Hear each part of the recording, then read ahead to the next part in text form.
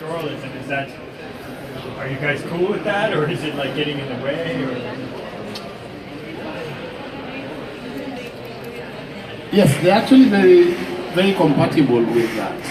Okay. Yeah, pastoralism is actually very compatible because what happens when pastoralism and tree planting happens, and when you plant when the trees are still young, you don't put the bigger cows, you put the little lambs. They can actually graze around that. And once the trees become big, then you can have the right type of livestock or goats to be able to actually graze around the same area. So it's actually very sustainable and very compatible with tree growing. That is one of the other myths. Okay.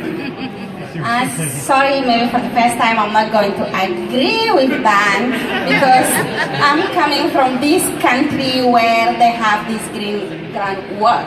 Okay. And then actually I'm really not in favor of this project because it's becoming political project. I tell you why. When they started, Chad was the president of this green groundwork. Okay. And then they started politics. Like one day is the president who's going to plant the tree. Second day, you know who? Prime Minister. Next day is the environment minister. Third, like each minister is going one by one to plant the tree. Imagine in the country when you don't have enough water for the people to drink, how are you ensuring enough water for the trees to grow up? The second problem is they displace people's first or tree first. Okay, maybe you choose tree first. So how are you going to ensure this tree to grow up if there is no water? So it's like completely a political project because they have camera behind who are running and filming them and making them ideas great. When you ask how many years they start this project, more than 5 years. If you plant a small tree, 5 years at least, it's not going, but it can come this way. So how many photos or videos that they take and showing this is the result of our plantations? It's still a project. Talking again a project and again a project. I think one thing who worked a little bit good, it was in Senegal. The reason was they make it participatory with the communities, with the villages. You say, you plant your tree, you take care of your tree. And even if you plant one tree, you give the water to your kids, you can give the water to the tree, and then the tree can grow up. So it must be a very participatory and coming from the community, but not completely political. Because for them it's the issue of getting more money and okay, let us have meeting and organize meeting again and having car and having salary. But no, it's about peoples. It's about land. It's about natural resources. So this project maybe is compatible in another place, but from my views, it's not compatible at all. And making more vulnerable the pastoralists because they limit our land, our resources. And let me tell you again what's going on in Chad. So they give more power to the, I don't know how you call it, the forest guard. Forest guard did last week, I said in the chat radio before I came here.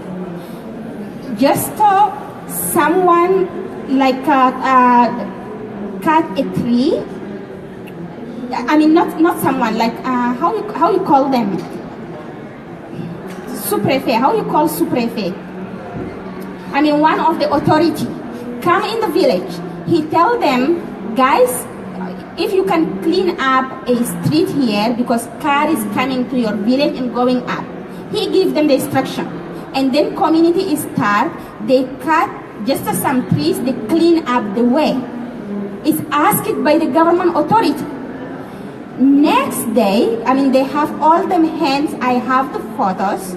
Next day, the forest guard come, say, who asked you to cut this tree? They say, well, discuss among yourselves, you are the authorities, and then it was your chief who asked us because he's politician. And then they went to this guy, he come back, he say, no, I didn't ask you to cut it. They say, no, you said, we cannot cut it. And then they ask them to take these trees and burn them, and then they pay.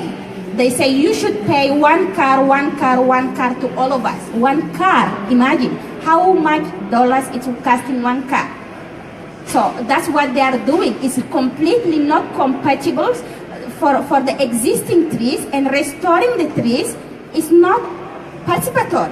So community are not there. So this is not a working project. It's not protecting the life. It's not protecting the environment. Maybe they will look to another solutions. And this solution, I can tell them, is going to the community, asking them to plant those trees themselves and to take care of those trees themselves, but not making it political and making money behind the peoples and abuse to them again.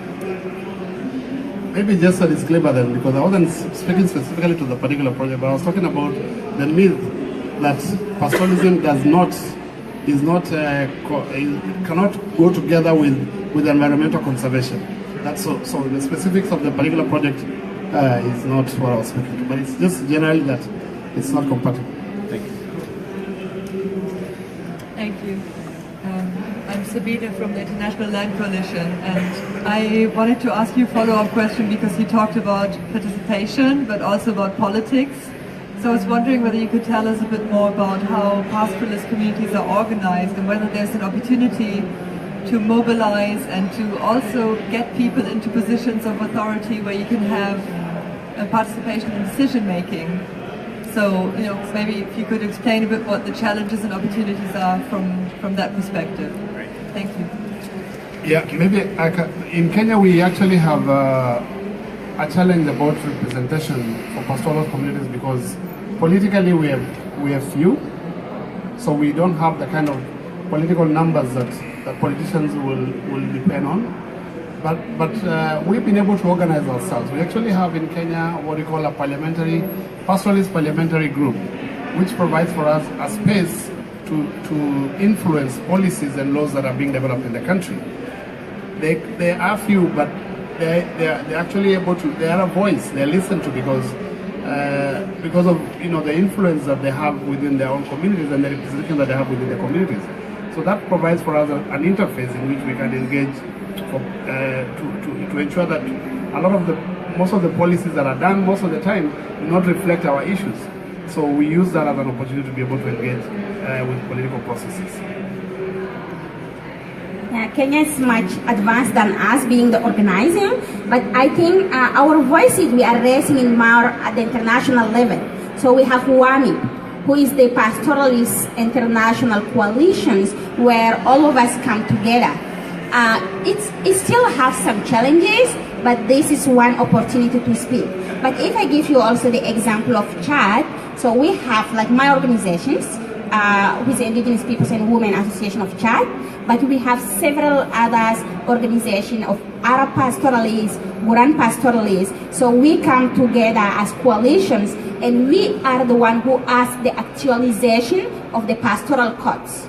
Then when it's become like a reality, other donors want to fund the government to work on it, so we have been excluded from the negotiation or discussion of the pastoral codes. We just saw the final outcome, and that's also the things who can be happening.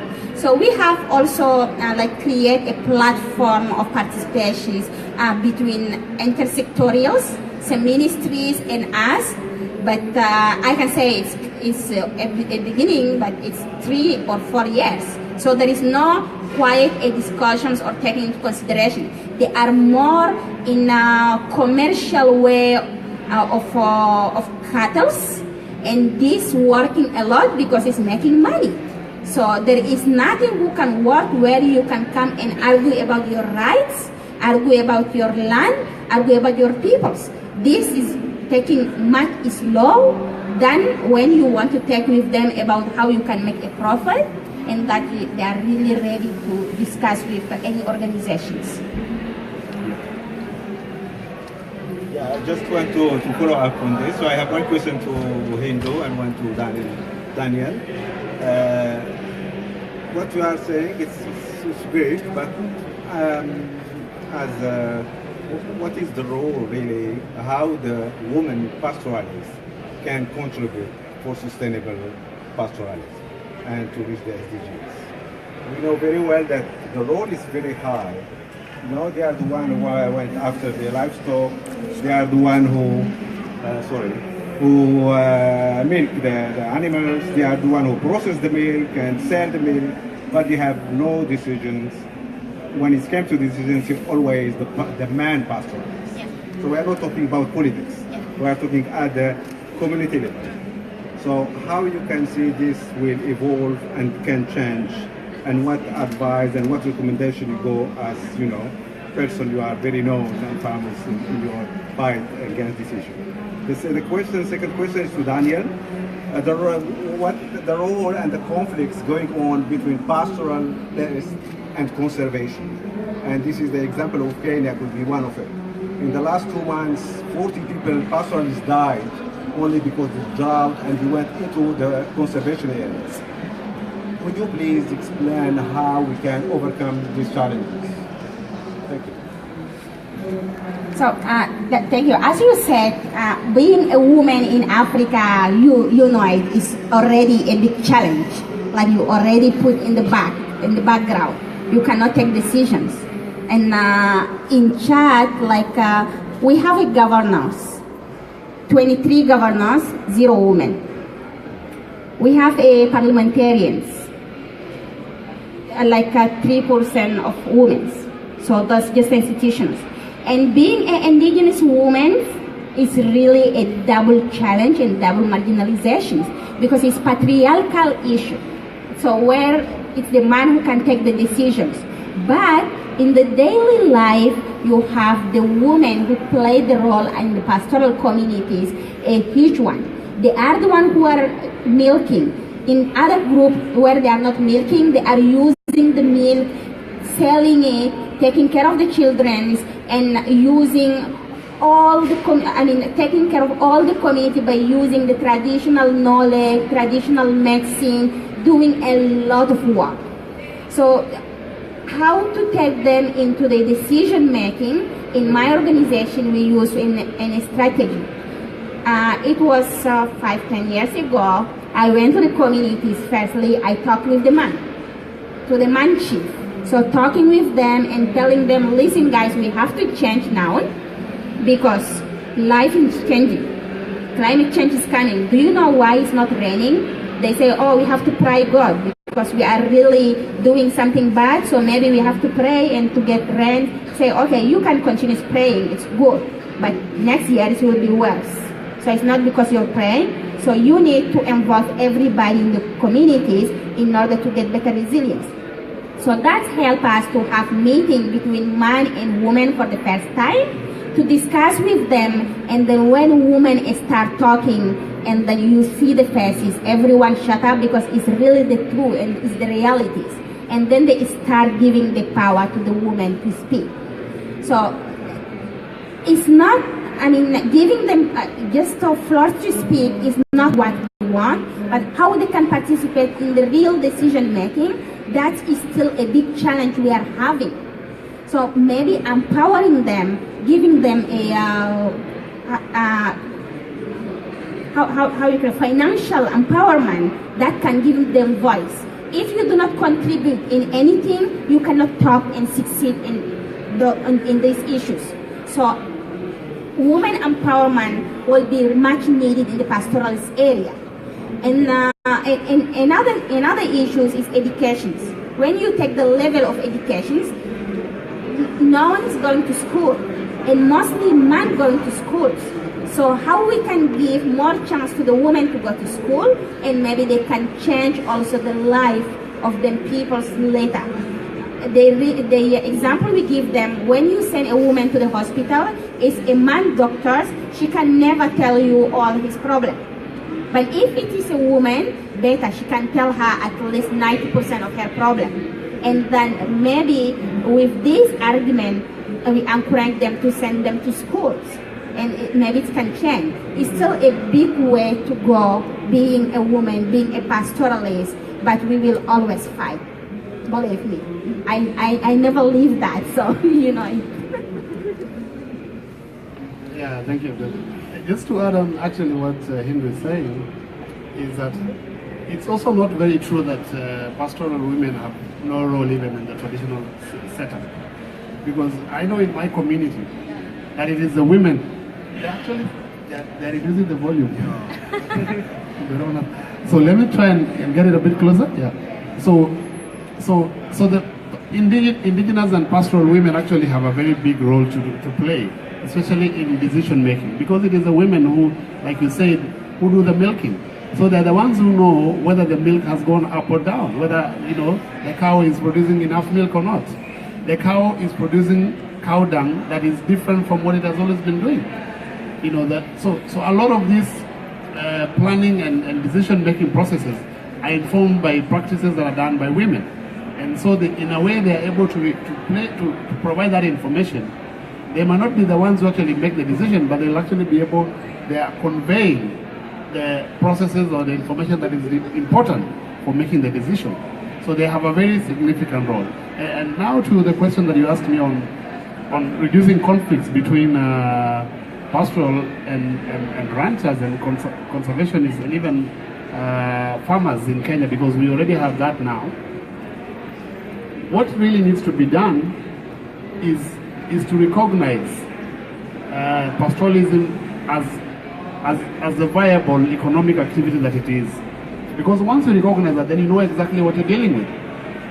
Government is not able to put resources to support pastoralism because they haven't been able to value pastoralism as such, specifically in countries in East Africa. So if you have the value of pastoralism, then you can actually be able to put the kind of resources, the kind of policies that will support that in an intersectoral manner. Because when you have one ministry that is doing the planning for conservation, not being in sync with the one that is planning for the pastoralist, then you will definitely be having conflicts. And you have security. It's a security concern because there are conflicts around water. Most of it in Kenya is about access to water, access to pasture during the dry season. So unless we have a very complete understanding within governments that is supportive of pastoralism as a livelihood system, you will always continue to have these conflicts. So I think it is time that governments really took up the mantle to really put in policies and measures, not just policies, because we have some policies, but there are no measures about implementing those particular policies. So if those policies are actually implemented, then you will have a collaborative process that recognizes the significance of each and every sector. Thank you. Thank you. I guess it's an interactive discussion. So this takes me to another question. Now that we have these sustainable goals, what are opportunities that you see to protect pastoralism and his contribution to the economic and development in general? So, firstly, the Sustainable Development Goals for us as pastoralists should be interlinked. So we have the goal number 1, goal number 2, until goal number 15. So government cannot say, I choose goal number 1 to be the priority or goal number 2 to do the priority. I give you the example, if like goal number 1 is reducing the poverty, then you take like 13 is the climate change, and then you say 5 is gender. All gender, poverty, climate change, water, and others are interlinked. So for the pastoralists, we cannot choose one, but we can say all the government need to copy from the MDGs. So MDGs fact, we really say they failed. If they didn't fail, we cannot have the SDGs. So the Millennium Development Goal have the same objective to reduce the poverty, to target the education, target the health, 15 years. But we saw it's increase all the challenges than resolve. The SDGs can avoid that when they interlink all the goals and then they start implementing. For the pastoralists, the right to lands is the most important one. If they give us lands, and then we know we can get to the natural resources, and we can avoid the conflict among ourselves and with other communities, we can get access to the water, and then that can give us the right to go to school, and they give us the right to get help, and that takes me immediately to the economic way. If you have the health community, health peoples, you can get successful on development because those people can make economy. The pastoralists in Chad make more than 20% of Chad GDP. Pastoralists around Sahel make more than 40% of the GDP. So it's really a lot. Of course, in Chad we have like petrols, and now it's coming down and down and down because this is the resources who are not sustainable.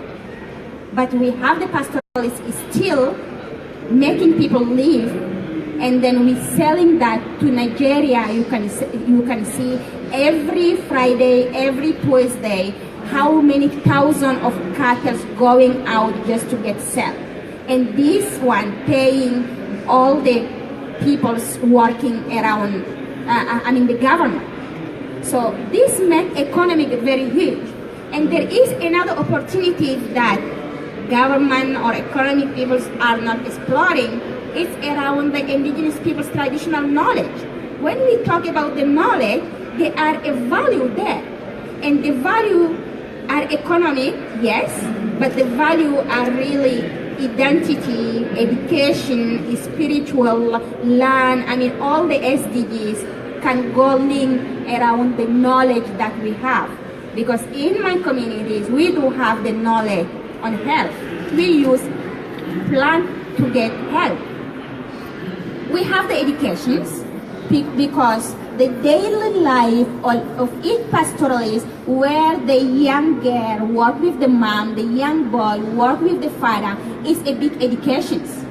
It's not because they don't have certificate, call it PhD or call it master or call it something that is not education. It is education because it sustains the life.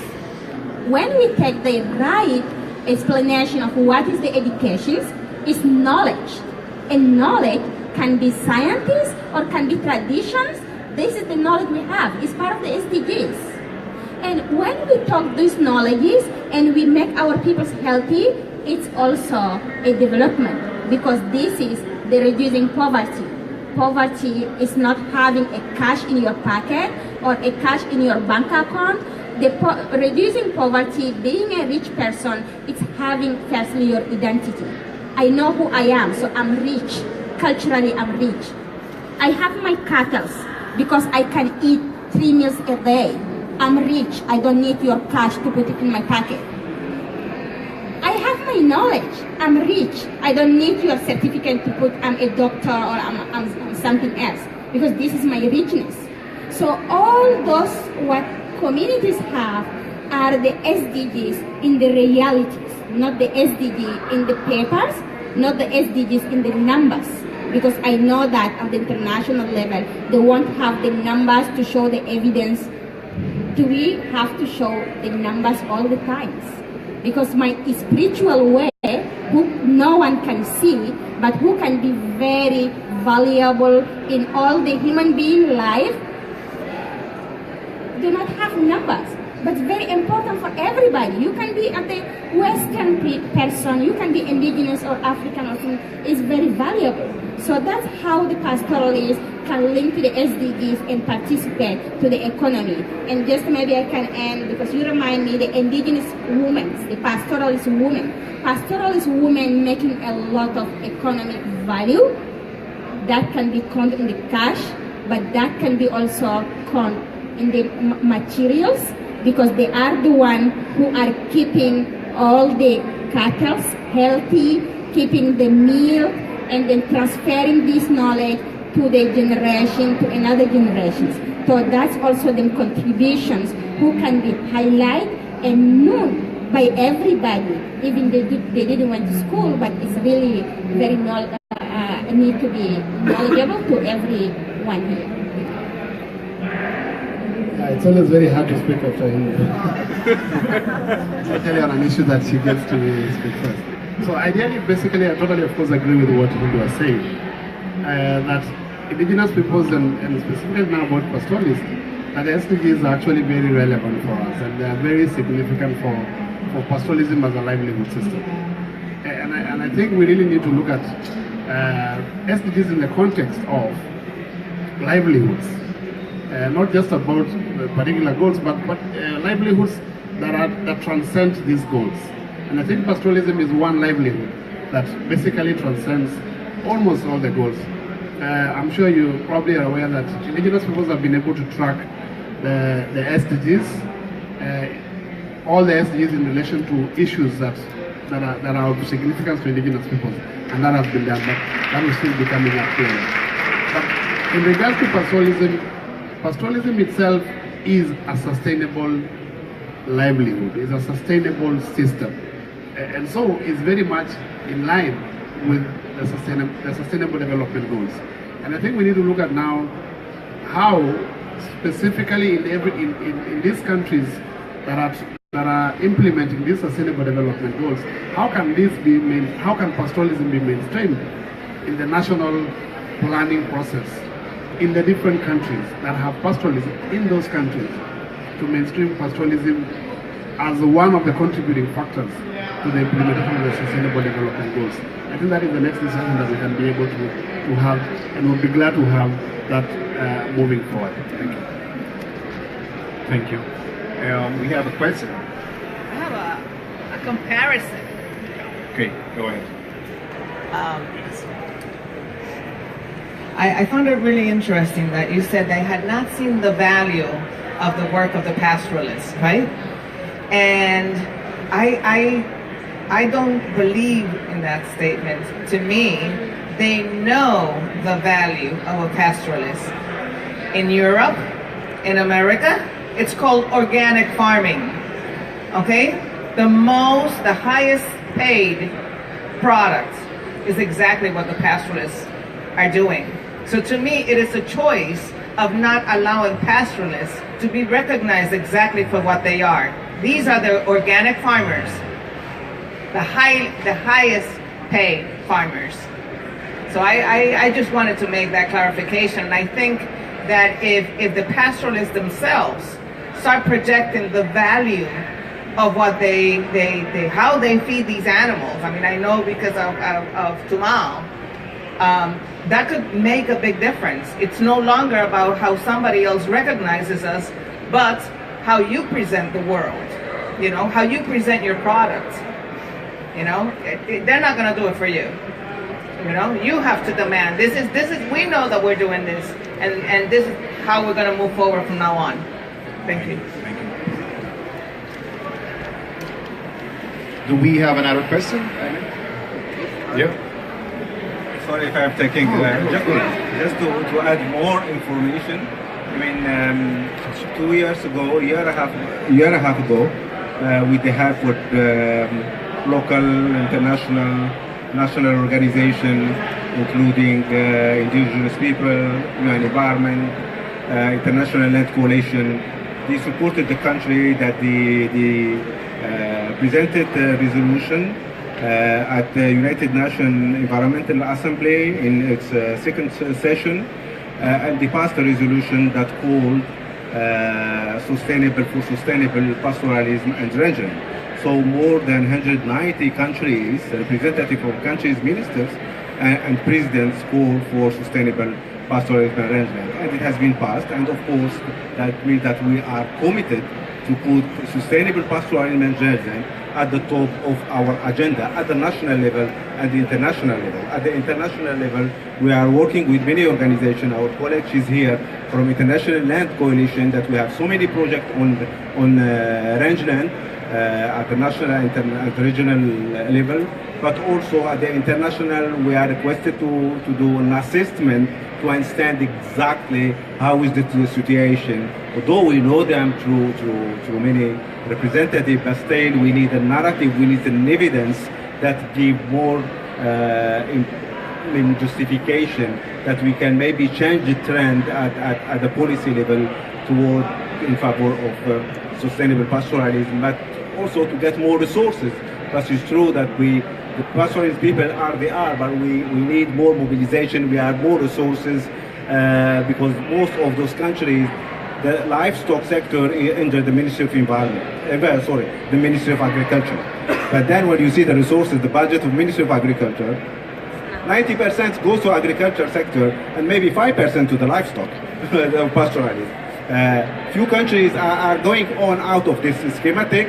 Recently, for example, Ethiopia, they have the Ministry of Pastoralism. The Ministry of Pastoralism itself is very important in terms of land restoration, also pastoral land, which has the most important terrestrial carbon sequestration. So land. So just to share with you this information about the resolution, which is quite important. And we are trying to call, when I say we, I mean all the community, international, call for International Year of Rangeland and Pastoralism. That's give really importance and give really more visibility of the issues we are discussing today. So the issue of pastoralism now is highly brought to the level high agenda and international levels. Thank you. Yeah, I just wanted to add that actually I was hoping that a colleague who also works with the International Land Coalition on our Rangelands initiative will be here today because she's much more informed about the details. Fiona Flinton, I think many of you know her. And we're supporting some work in Tanzania and Kenya on trying to also get the people in the authorities to understand the participatory approach to managing rangelands, to involve the pastoralists much more than they are doing now. So that's really the aim of all this, because you were mentioning before that there's no consultation.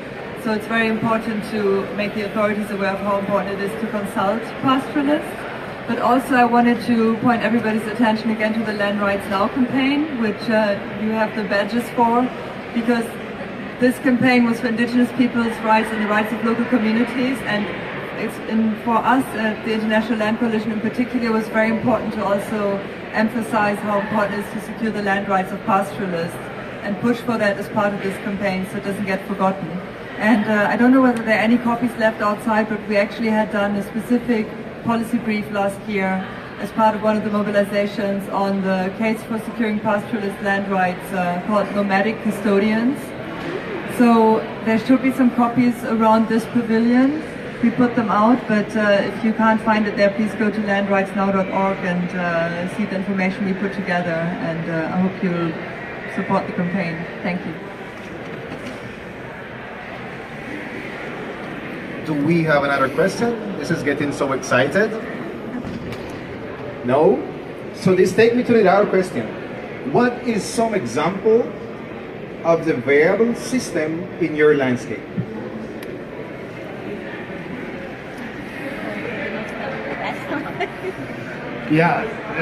Some of the viable practices around pastoralism that we've had in Kenya and around East Africa include the recognition of the importance of the relevance of a traditional belief system in the process.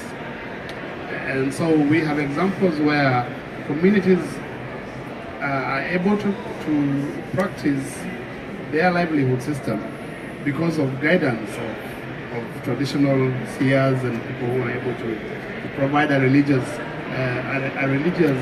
belief system, a religious belief, and guide them around that. So that is a very sustainable, a very viable system, because it is based on it is culturally based. It is also rooted in a societal, a communal, a collective approach to the livelihood system. Of course, a lot of other things that we've been able to do historically as a community is to be able to look at these things from a landscape approach, from an ecosystem approach. Basically an overall looking at the needs of that particular ecosystem across the society, the environmental needs, the water needs, the energy needs of that particular community. So all these things, looking at it from a broad perspective, instead of looking at them from very sectoral ways that a lot of governments actually do their planning across these very sectoral processes. So for us, it's more broad, it's more holistic. We actually have an example of a grazing system called holistic management. Actually, just call it holistic management, that is practiced within a conservation area where you have communities that live within the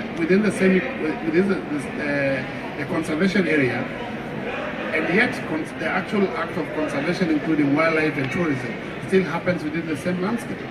So this to us is a very viable and concrete example of the coexistence of pastoral system and conservation. Even looking at conservation from the modern perspective of wildlife and safaris and tented camps.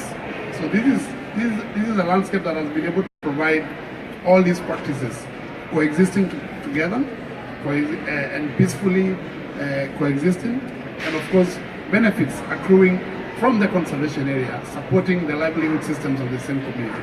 So to us, we have very good examples of how this has actually been done. And the other one is a government program that brought in a system of doing an off-take, buying process. So resources are put aside to buy livestock as the dry season approaches. So once we have, we're getting into the dry season, you buy off the livestock from the communities, reinvest that money or those funds back in the community, and then once the rainy season starts, the community can actually be able to buy back the stock and restock the livestock. So, and then providing, of course, markets and providing opportunities for markets within the East African Union, because that is also done between Kenya, Tanzania, and Ethiopia. So those are very things that governments could be doing at a geographical space, but if they can be replicated across regions, across countries, that would be very helpful and support pastoralism. Thank you. I think among ourselves, we need to learn a lot, because you can never ask to Mbororo person to say it's going to be dry, just to sell half of your cow and then you can buy next. He can never grade you next time when he meets you somewhere. That's for true, because our cows are very sacred, and then people take him in like them live, so they can not sell him. So this is really a good system, and we can talk more. So the viable system that we have in the region, in particular in my community, it's all going through our knowledges. So we have a special trees that people never cut them, because those one help us to predict the weather. So prediction of the weather casting that the pastoralists have, we share that with the farming communities when they come and say, listen people, do you think we can plant next week? Then you say, no. And then they believe us, they just listen from what we are saying. And when we take the weather casting, you know that at the international level, where they use all the meteorological issues to say it's raining, it's drying, it's snowing, it's falling down. Because for sure, if you use your app and you see it's going to be 5 degrees this morning, then by surprise it's 10 degrees, or by surprise it's 0 degrees. But no, those knowledges is still now guiding us. And through one, I can give you a simple examples. We are working through not only trees, birds, and others that the normal issues. We are working through the astronomy. In my community, they are using star. So there are 28 stars, and each of them stay 13 days. Only one stay 14 days. And through those stars, we know exactly where you have to move and what you do. A very small mathematic. If you take the 28 star time 13 and you add +1, because 1 is 14, it gives you 365 days, 1 year. The environment can fail. The weather can change. The sky can never change. The star can never fail. So those knowledges we have as a big value, we are using to get adapt and mitigate. And those knowledge stay only for us for now, and we are not going to share them, because those are our identity helping us to live.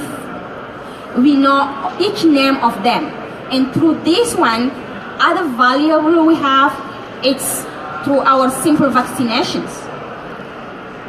People in Europe have 4 seasons. Like in Africa, we generally have 3 seasons. But in my community, we have in ecosystem seasons. In one part we have 7 seasons. In another part we have 6 seasons. And between them we divide them in 4 places. And for the 4 place is 3 months, 3 months, 3 months. During each month we have our natural vaccinations. We calculate with the star that we are having, and then we know exactly, we say tomorrow you have to take your breakfast with honey. Even I am here in Bonn, if it is the time, I have to take my breakfast with the honey. Or milk. Or 4.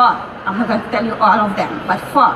So you have to take your breakfast with it, because this can help you to avoid the epidemic of the 3 next months, because if seasonals, if it's going to be sunny, if it's going to be cold, you take this, you can get sick, but you can never get more sick. And the simple examples, maybe for the African people you should know, there is, how you call this sickness that people become, oh my God, how we call this in English? I don't know, like your feet cannot walk, you become an handicap. What? Maybe. So they have to make the vaccination for the kids from 0 to 5 years. Polio. It's called polio also in English, so for the polio. Go to the Mbororo communities, put 1,000 of them, and check who have this polio. 0. And that's make the government understand, oh, maybe you guys will have something magical. No, we do not have something magical, but we use our knowledges. We use this system to get us survive, because we don't have hospitals, we don't have schools, but we have what we have very valuable one, those knowledges who take us in life and who keep us in life, who make us adapt with our environment. So the most important things that we have, it's our environment, that we respect, and this environment respecting us by giving us all those knowledges we are using. So I think this is a big value we have, and then those knowledge are between man and woman in the communities. Great, thank you. So we have any question or contribution to the viable system in their landscape? No? So this takes us to a final question. What are some of the regional and national policy actions that need to be strengthened in this global landscape forum? So I think we have some regional policies who are put in the place at the African Unions, we have at the UNEA, and we have the simple one like Paris Agreement. Come on, Paris Agreement is really international, but it's adopted in each of our countries. So those are the laws who should respect, promote, protect the pastoralist peoples. But the lack is the implementations. How those can be translated in each country through a national law and getting implemented at the proper way. So this where is the big gap.